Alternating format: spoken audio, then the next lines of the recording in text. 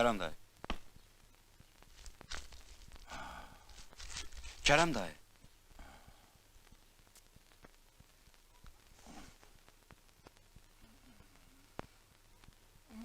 Kerem dayı.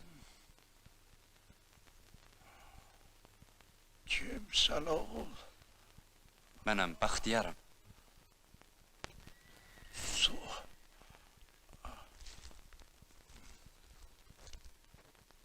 Yadındadır Kerem dayı. Gəncəbasarda, Refkomda, Bəxtiyarım da, Bəxtiyar.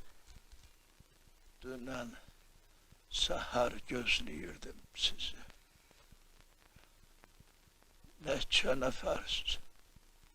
Çox Kerem dayı, laf çox. Neçə nəfərsiz? 60 atlı ilə gəlmişim. Bələdçi tap özünə. İnandığın adam olsun. Qan çanağının yolunu sizə göstərsin. Arxayın, laf arxayın olun. Sözümü kəsmə. Vaxtım az qalıb. Gəray bəyin üstə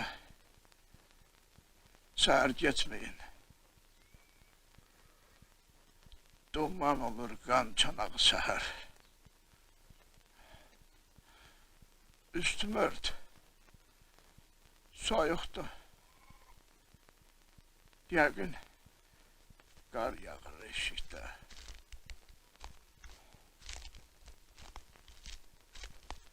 Sinən olan yerdə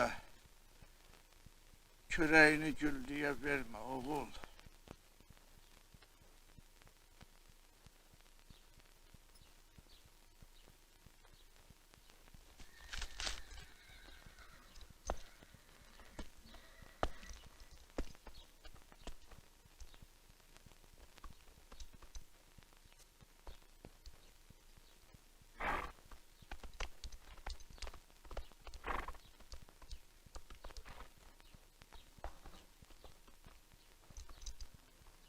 Bu kentte bir kişi var ya yok.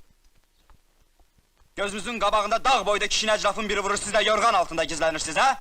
Söz soruşuram sizden. Hani aranızda kişi? Hani peykanlının mərdi?